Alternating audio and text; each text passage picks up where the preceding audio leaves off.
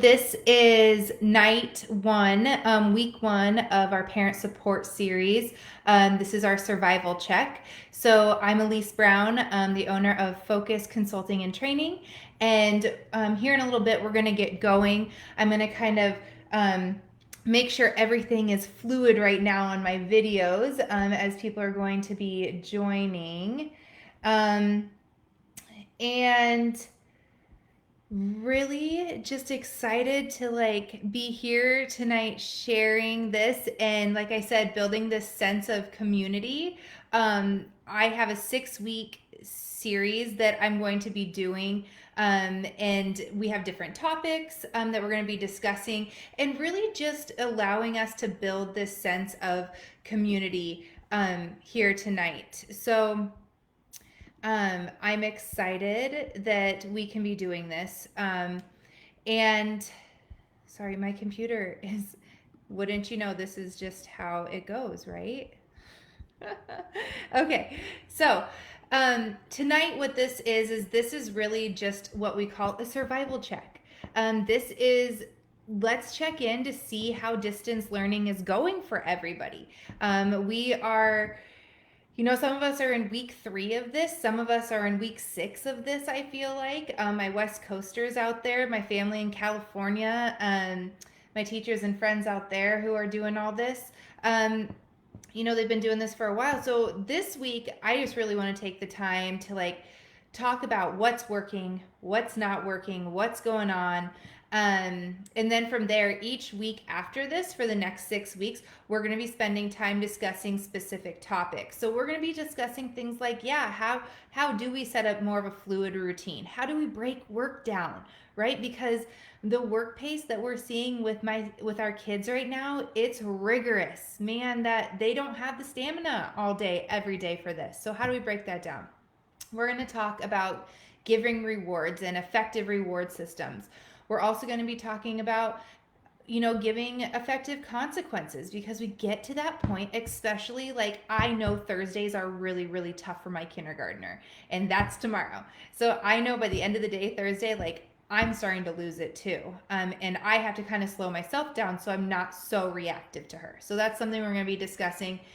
We're going to be talking about ADHD and how to support students who have ADHD or ADD. And really, it not just only that, but students who maybe have troubles with executive functioning. And what I talk about there is this organizational management and time management skills. So we have a lot of really great topics over the next 6 weeks that I'm really, really excited to share with you guys. And like I said, I am doing this parent support series because I just want to build a sense of community amongst parents, right? I want you guys to have a place to come and be like, God, I'm not the only one right now struggling through this. And I'm going to kind of take a minute just to make sure, like I said, everything is up and running. Hang on, bear with me. You know how it is with technology. So tonight what we're going to be discussing, just that survival check. I'm going to kind of talk about what it's been like for me as a parent, and not so much as a behavior analyst, but what it's been like for us jumping into e-learning with a kindergartner, for sure.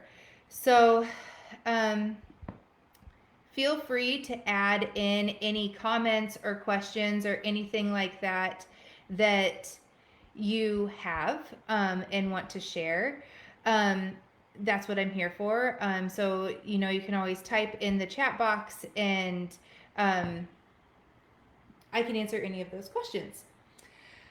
So how it's going to kind of work, I'm just going to kind of go through some things, like I said, that's working for us. What I need you to know is that through these live videos, other people who have been doing live videos too have also said there's been scammers that have been popping up. So if there's any links that pop up in kind of the comment section, or things that pop up on here, please don't click on them. It's probably a scam. This is a free webinar. You're not paying for any of this.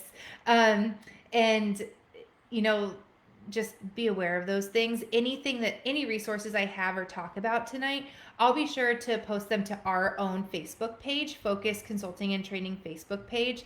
So you can go on and like our Facebook page, and there I will be uploading resources over time. So a little bit about myself. Like I said, my name is Elise Brown. I am a board certified behavior analyst, and I have been working in the school setting and supporting school districts and teachers and students for the past several years.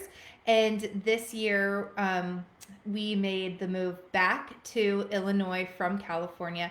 And with that move, I decided to go ahead and start my own thing. So I jumped both feet in, very scary. I'm also, going through a little bit of sadness not being in the schools right now. But it's really working out for the best because I'm able to be at home helping my kindergartner do the e-learning. So I started Focus Consulting and Training with the idea that I'm going to be supporting school districts as we go on, but really taking this opportunity right now to support you guys as parents, because I'm a parent too. And I'm constantly learning from you guys and from my other mom friends and my other dad friends, right? And so I find that I just want to really share all of that wealth and knowledge because we're all in this together. So that's kind of who I am. I'm excited to be doing this for sure, and I'm excited to see where Focus Consulting and Training is about to go. And I think this parent support series is just really one step towards that. So, awesome. Everything I do definitely comes from a behavior analytic background. With that, I also take into consideration the naturalistic environment, what it's like to be a mom and how to apply that there. And so it's not, some people when they think applied behavior analysis, they think very much that in-home therapy and the discrete trials. And not that I don't do that. Sometimes that works for students, but I take a more naturalistic approach to things. And meeting them in the environment where they need and using the resources that we have and the teachers have in the classroom to really benefit the teachers and the students. So that's kind of the approach that I take. I do believe that every learner knows best. Behavior is communication. So if they're, displaying problem behavior, what are they trying to communicate to us, right? How do we give them the tools to communicate effectively to us? So that's definitely my approach to things as we move on. And you'll see me really reiterate that as we look at different types of supports and everything. So, here we are, right? Week three for us. Like I said, California peeps, I know you've been at this longer. Some of you are homeschooling. Some of you are in a hybrid program. We're all just going through our own battles right now. I know a lot of my friends back in Nebraska and Kansas City, Nebraska is definitely back almost full time in some areas. My sister's a 4th grade teacher, man. She's jumping through all those COVID hoops to make sure everybody's safe and sanitary. And, she's working her tail off right now. So I cannot give a louder shout out to all the teachers out there, to be honest, who are pumping this stuff out. Also taking time to make sure our students are safe, making sure they're safe. They are workhorses. And I've always known that teachers and people in education are workhorses. It's a nonstop job. But right now it's doubled. So huge shout out to them for everything they're doing. And I want you to remember that too. It's as we're getting stressed, also think about how our teachers are feeling and take that minute. Take that moment to just send an email and be like, hey, thanks for today. Hey, you're doing a really great job. Because they need to hear that, right? You can tell on those days when they're on those calls, and especially with kindergartners, they are constantly blabbing, right? And you can kind of tell in the voice or in the mannerisms, they're getting frustrated. And so take that time when you pick up on those things just to give them a shout out, just to let them know you're here to support them. So yes, always do that. So the last few weeks, how do I recap this? Week 1 was crazy. It was slower paced, but I'm not going to lie that by the end of week 1, my husband and I were like sitting here saying, should we have held her back a year because she's younger, on the younger end of kindergarten? And we were like, oh gosh, what did we do? I've always felt that she was ready, but I started questioning it. Got into week 2, changed some things up. I went in, like ready to hit the ground running. And when you do that, when you're prepared, you can almost always plan for like it not to go as planned, right? So there was things week 2 that I went in and I changed up, for sure. And then we kind of saw the routine and the rigor pick up. And this week is our first full week of school. Today was an awesome day for my daughter, Eloise. You'll hear me talk about her a lot because she's awesome. But this was a really great day for her. I was able to leave her side a lot and let her be independent and ask for help, which is where I need her to be, right? Because we're not going to be with them in the classroom when all this is over, right? They're going to be on their own. So we have to be finding those times really to make sure that the independence is there. And I had to get her to that point. It did come quicker than I thought, but I had to get her to that point. I had to teach her those things. I had to teach her those expectations on top of the expectations that her teacher was teaching with Zoom classes. So that was part of it. Learning the routine, learning what the rigor was going to be, learning to have that stamina, right? And so I will share some things that has helped with that routine, that has helped with that rigor, for sure. But that's been a struggle. Another struggle I've really had has been just being flexible. Like, I am a person, I like it my way. I like it, this is what we're doing. It's a routine, like we're going to follow it. This is what your teacher said, right? And sometimes she just can't take it anymore, and sometimes it doesn't work. And so it's myself being flexible with what she can do in that moment, and that's really, really hard as a parent. Really hard. And so because you draw those lines of like, how far do I push this as a parent? What boundaries do I hold? And then what can I kind of like let loose on, right? And I always say to my teachers, and I always say to other parents, like, ask yourself, is this the hill I'm going to die on right now? Like, am I going to dig my feet in on this little thing and fight it to the end, right? Is it worth it? Or can I be flexible, and can I find ways to offer her choices and set different boundaries and set different limits to make her feel successful and make me feel successful? And that takes a lot, and that takes a lot of practice and a lot of patience to learn to be flexible as a parent. And so that's definitely been a struggle that I've had. Like I said, feel free. I want to create this sense of community. Feel free below in the comments to type what your struggles are. Just give some shout outs, man. We're all going through this for sure.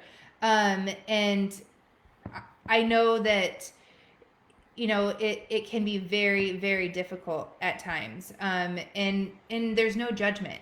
There's no judgment with any of this. Hang on. All right.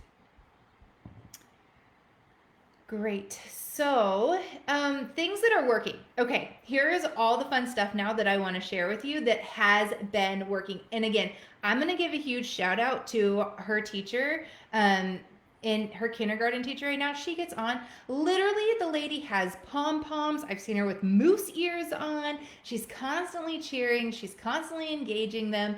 Like, I even find myself like dancing and doing things. That's how motivating and engaging she is.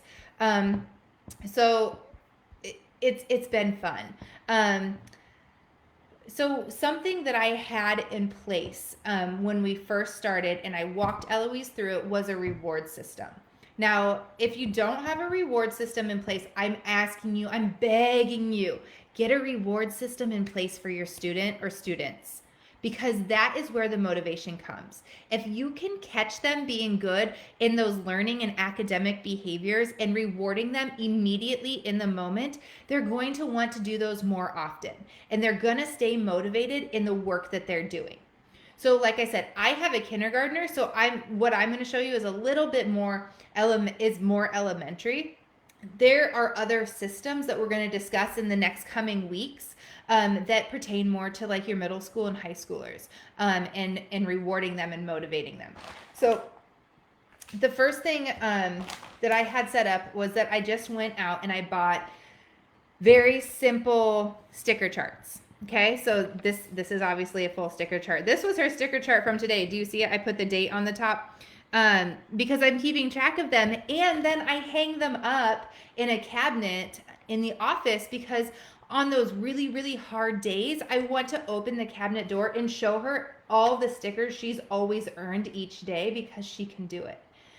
So I went out and just bought simple sticker charts. If you don't want to go buy sticker charts, totally fine. Get a piece of paper and put some lines on it. This has 4 lines of 5. So she has to fill this up each day to get a prize. So I had the sticker charts. We blew through stickers, right? Because you're giving them so often. So like this was, let me show you. And we'll talk about this in the next coming weeks too, what we call schedules of reinforcement. So how often you give rewards. And we're going to talk about how to start with a really, really thick schedule of reinforcement so you're giving more often.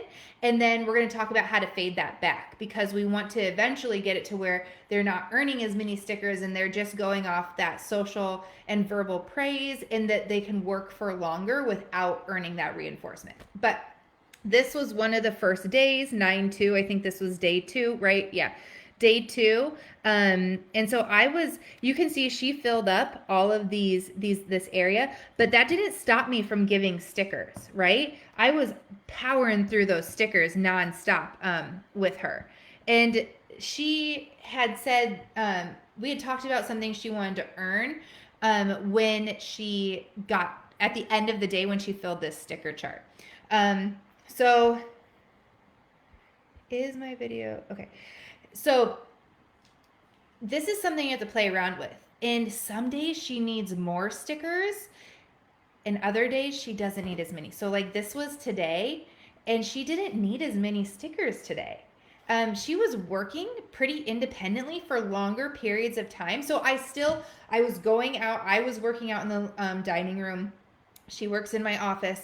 And so I was working out there, or I would go and fold a couple pieces of laundry, do some stuff around the house, and then I'd come in and give a sticker and give a thumbs up, or be like, I love that you're doing that right now, or you're working so hard, you're doing a great job.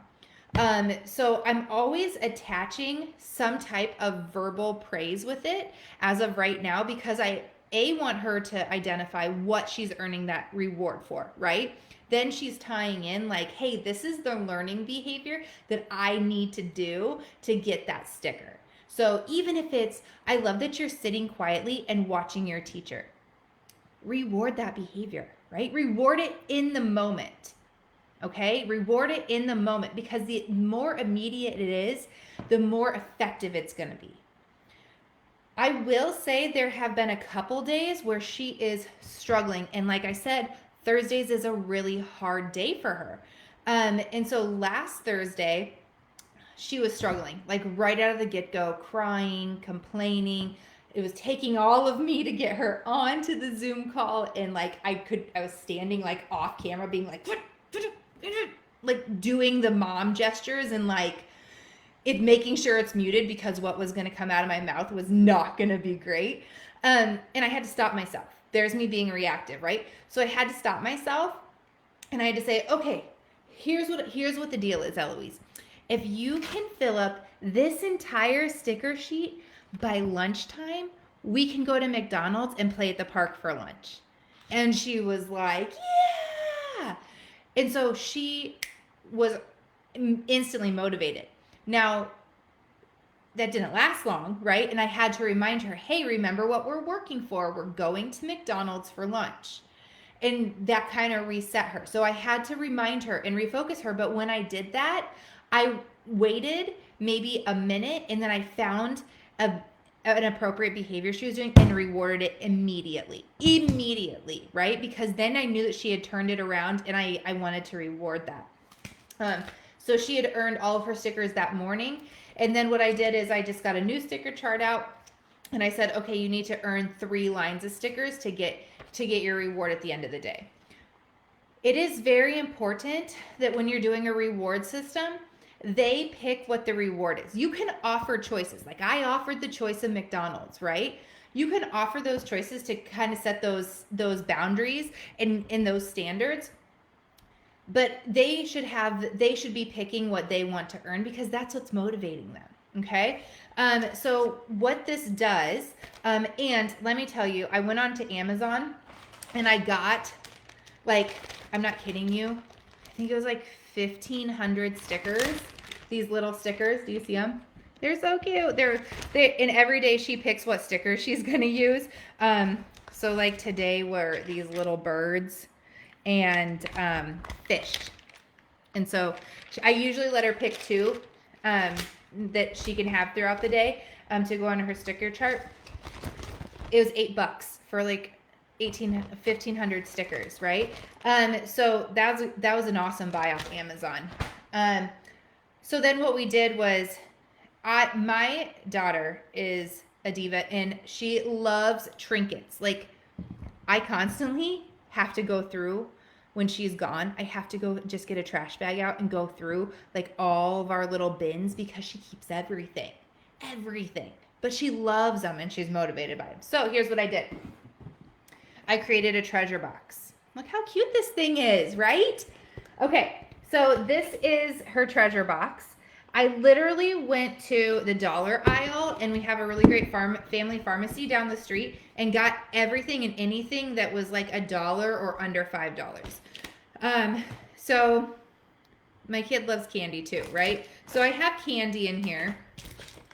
I have like Laffy Taffy ropes. Don't tell her dentist. This was something she picked out. Like, why? What? She loves it. Loves it. These little guys, it's like a little ring. These things are fun. You can get these at Target for pretty cheap. They're like the little mystery grabbers, right? And usually they're on sale, like super sale. They're like, I think I got this one for like literally $1 at Target. But just whenever I see these things, I just grab a handful of them, because I know that I'll use them at some point. These 2 things, the My Little Pony thing, I don't know if you can see it. It has a surprise pony in it. And the Disney thing, I think I bought these over a year ago, and I was going through the cabinets and I was like, perfect, going in the treasure box, right? So that kind of stuff is in here. Little stick-on tattoos, stick-on earrings, just the cheap things. But at the end of the day, she gets to go to her treasure box and she gets to pick something. I've also put coupons in here for things. So a coupon to go to Starbucks.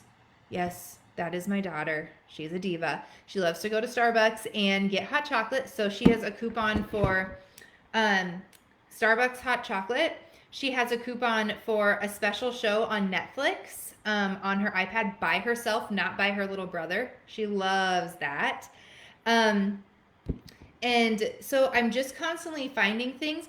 Even like, she likes back massages, so coupon for a back massage by Mama at the end of before bed. Like, think of those really fun things that can be cheap.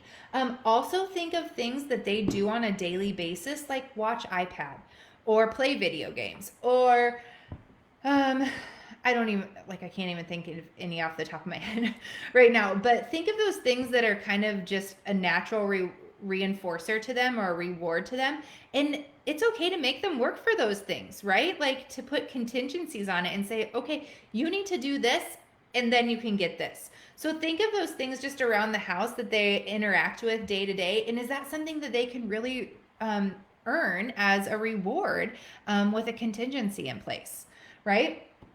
So super cute treasure box. I've gotten actually a lot of messages and texts. I put this on my social media story one day about Eloise earning these, and I got a whole bunch of texts and messages, which was awesome. And so I sent out some pictures of just what was in there, how to do that. But the thing that is working the most for us and keeping her going throughout the day is the sticker chart and is the reward either at lunch or at the end of the day. Um, and so, like I said, I'm here to help you guys set up those reward systems. In a couple weeks, we're going to be diving into more of the specifics of drawing up reward systems. A sticker chart is a great way to start, a point system. I've even gotten, especially for my middle school and high schoolers, when I was working in the school systems, I went out and bought at Office Depot a roll of those raffle tickets. And we would hand out raffle tickets throughout the classes for appropriate behaviors. Or we would pinpoint 3 behaviors that day that they had to engage in. And that's how they got their raffle tickets. And then they could cash their raffle tickets in at the end of the day for a reward. Or they could save them and get a bigger reward. So those are just some ideas for a reward system. That's something that's very, very positive and working, and it really, really slows down that reactivity we have as parents to be like, get your buns in front of that camera, right? Like, there are times where I'm not in the right mind, right? That is something. So the other thing that is really working for us, so the school did give us a schedule, and things look a lot different now that schools had time to plan and we're not like flying by the seat of our pants like we were in the spring. So we got our schedule from the school, right? And of course I laminated it because that's who I am. If anybody knows me, like I laminate everything, like zoo passes, social security card, you name it, I probably laminated it. So I, of course, like as soon as I got everything, I laminated everything. So this is the schedule we got. I cut it out so that it could fit nicer on her desk. You can see it's broken up by the time of day that she has things. The red is the whole group, the synchronous time, and the blue is the the blue is the asynchronous time, which is her breakouts or her independent work time. You see the checks on it because what she does, this hangs up on her desk. And when she's done with something, she takes her dry erase marker and she likes to check it off. And I love that about her because that's totally me. Like I am that person still with a written planner that I custom make because I like to write my lists out each day and cross it off to make myself feel good. So I loved that she just wanted to do this and it keeps her going, right? She's like, okay, so this is what I have. And she has learned now that after lunch she has her specials. And she'll be like, what do I have for specials? And she'll go to her specials calendar and she'll say, oh, I have music because there's a music note. So she has learned how to use this. And this is really doing this and having it visual really helps students learn time management skills, organization skills, and it helps them feel successful in the moment. So this is a really, really great thing to do. If your school didn't give you something like this, you can make it yourself. Again, I'm happy to help you make these. If you shoot me a message, happy to do that for you. And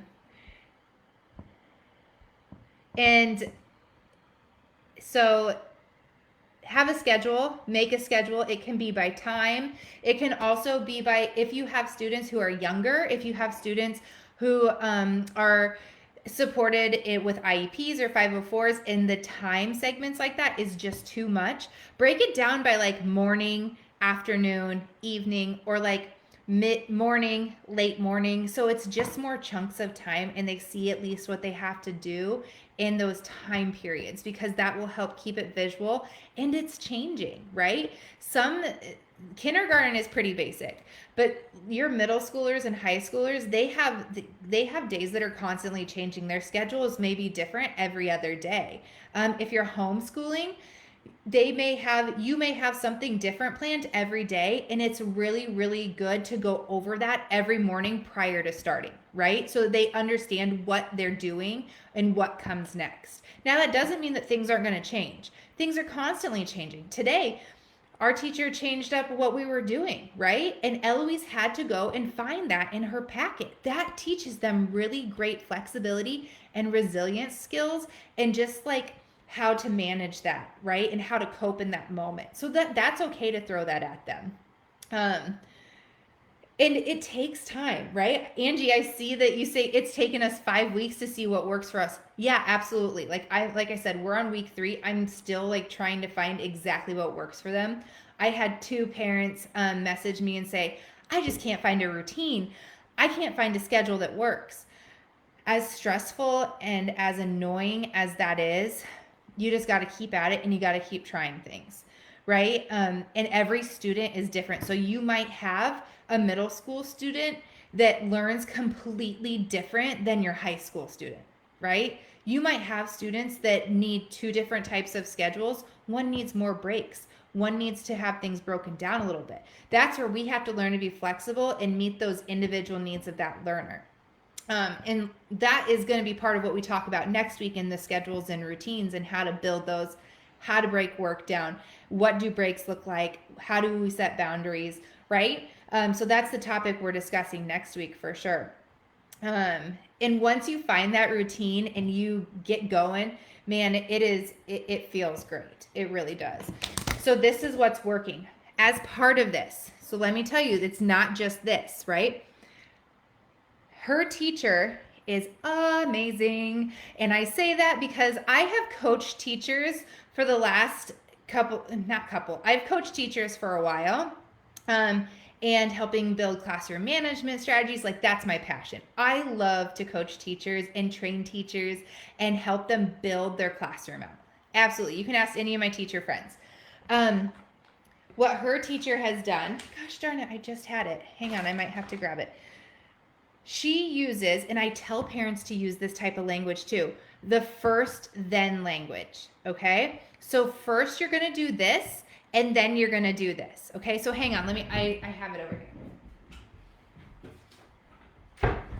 All right, so this is what I'm talking about. So her teacher, within this schedule, when they go to their asynchronous time, their independent or breakout time, she sends us as parents these. So it says, I can work on my own, right? Because they can. That's like a social story. That's what we call a social story. You're telling them what they can do, and they're reading it in that first person. I can work on my own. So first, complete 2 Seesaw. Seesaw is an app that they use that has interactive activities on it that she'll post their homework on, and they have to go in and do it. So they've learned to get into the Seesaw app from Zoom and do those activities. So complete 2 Seesaw activities for the word I. Okay? So that was what they were supposed to do. Then, you see then, once they finish that, then, and this is why I love it too, because it's color-coded and it has picture icons, guys. Picture icons. Like, look at these things. I love that. Then get a drink or a snack, go to the bathroom, read your favorite book, and talk to someone in your family. So that's then their break time, right? So that's telling them, first do this, and then you get to do this. It's setting up that contingency for them so that they learn that in that asynchronous time or in that independent work time, so even if you're doing homeschool and you're having that independent work time, set up a first then. So first, I need you to do this and this. Then you can do this, right? That works well too when you're setting limits and setting boundaries outside of school time. First, I need you to clean your room up, and then you can go outside and play with your friends. But keeping that language simple and clear takes away all of that banter and just communicates what they need to get done in that moment. And you get to repeat yourself. You can add a tone to that sometimes. I'm not saying you can't, but it keeps it simple and clear. Okay, so the first then. So what Eloise does is she does her work. She's earning stickers still at that time. And then she shows me her work. I check it off. She takes her timer. This sits on her desk. This is a visual timer. Okay. I love this timer for younger kids or kids who have trouble telling time or with time management skills, because when I set it or when she sets it, I'll say, okay, I'll look at my watch. Okay, you have a 20-minute break. It helps her identify where 20 is. I turn it back and it shows the red. So the red is the amount of time she has for her break, right? And she gets to watch it go click backwards, okay? And then it dings when her break is done. I usually make sure I set it 2 minutes prior to her having to get back onto the Zoom call, so that she has kind of that time, right? Get her back, get her going, log back on. But she can be anywhere in the house and she can hear this and she knows she needs to come back. She's learned that she needs to come back and get on her Zoom call. She may complain, but that's where I'm like, hey, when I see you sitting nicely and ready and logging onto Zoom, you get that sticker, right? Remember what we're working for. So I'm doing that constantly. A timer is key. A timer is key. They're struggling to work right then. Hey, read for 5 minutes and then you can be done. Read for 5 minutes and then you can be done, right? Use that timer. It doesn't have to look like this. Again, this is the teacher in me, especially the special ed side of me. I did get a smaller one in case that one broke or we were, going out somewhere just to have it. This was super cheap on Amazon. It beeps. Sounds like a fire alarm, super aversive, not great, but still there. You can use an egg timer. They have timers you can find on the internet that you can set like on the iPad or on their computer. They have really, really fun ones. Actually, there's like animal ones that you can find and like rainbow ones. So look into getting a timer. Also, it can be very beneficial. The timer, yes. Using first then language, key. Okay. Having a schedule, especially one that they can interact with. Mark off. That's awesome. We all love that. And making sure they follow the expectations, right? Like you have to realize they're not going to be perfect angels when they're in class, right? Or when they're at school. And so helping them learn through that, right? And learn the expectations is definitely key. And trusting our teachers, trusting our teams that we have. If you are in a school district and doing the distance learning, like trusting that team. If you're doing the homeschooling, and it's you, and even like having that team with your spouse or somebody else, or just trusting yourself, right? That's also why I'm here. I'm on your team. I'm on your team. That's why we're doing this. This is your community. Is to be like, hey, I got a vent, man. Today was a day. Pour a glass of wine and give me a call. I am here. I will drink a glass of wine with you and I will help you solve your problems. Trust me. So those are definitely things that are working for us as of right now, week 3.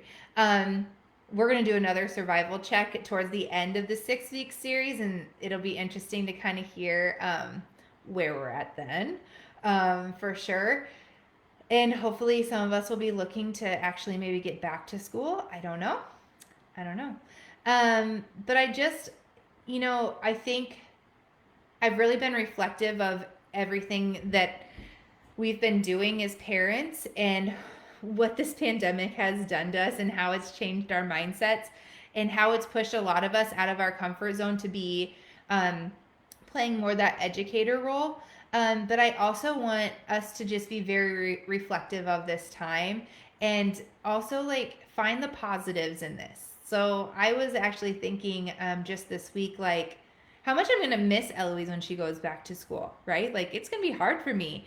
She's been attached to my hip this whole pandemic, and now it's just her and I throughout the day, like doing this together and taking this journey. And I actually love seeing her growth like this. Like I love watching her grow in the classroom, right? Even through the struggles. Like it's me learning that much more about my kid. And understanding like what that day is going to look like for her at school. And so I'm just trying to be really positive in those moments and reflective in those moments. And we all have different battles we're fighting, right? Some of us do have students who have IEPs or have a disability. And those days are hard. Those days are long. And man, you get them to bed and it's like you just want to collapse. right? And I have said from day one of this pandemic, like, think about our students, our special education students and their families, because they are the ones that are really, really, up on the front lines of all this. A lot of parents have had to quit their jobs to care for their kids and make sure they're getting the appropriate education through all of this. So huge shout out to them. And I hope that you can be reflective in this as well. And I really want you guys to know that when I decided to take this journey in creating my own business, Focus Consulting and Training, it has a big part of it is just wanting to create that community for parents, to have a place to just feel supported and be like, this is what I'm struggling with, and know that you're not the only one. And so this is just one step towards that growth for sure. And we're here to support you. And we're here, especially in these times right now. We're here to, be that network for you, and that support, that safety net for you. So please reach out if you need anything, for sure. But thank you guys for joining me tonight. I hope that some of my strategies were helpful, and I hope that you're all surviving this, as we venture through this. Next week, we will be discussing routines and schedules, and part of that will also be how to break down work within those routines and schedules. Okay, so we're going to talk about what's missing from our routines, how can we kind of beef up our routines, and how do we take a routine and break it into smaller parts so that we're ensuring that our students are getting enough breaks, that we're ensuring that there's boundaries set, that they know they need to get this done and then they can get this, right? So we're going to be talking about all of that. And we're also going to be talking a little bit about those schedules and routines outside of the school hours, because that is a huge factor that plays into their learning and their interaction in the classroom. So that is what we're going to be discussing next week, 8 p.m. I think that the Facebook Live video works really well. I am open to suggestions by anybody if they would rather have a Zoom session or a Zoom call where it can be a little bit more interactive. I'm totally great with that too, and willing to do that as well. I keep saying a lot. You can tell it's the end of the day, right? It's 8:45 at night here. So thank you for joining us. Just send me a message with any recommendations, feedback, comments, any support that you guys need. We are here for you for sure. Thank you for joining me tonight. Now go put on, if you haven't already, go put on some cozy PJs. It's supposed to be chilly here tomorrow. Super excited about that. Maybe pour yourself a drink or just go to bed, right? And just enjoy yourselves and take some time, take some self-care right now. All right? Have a great night, and I will hopefully see you next week. Bye.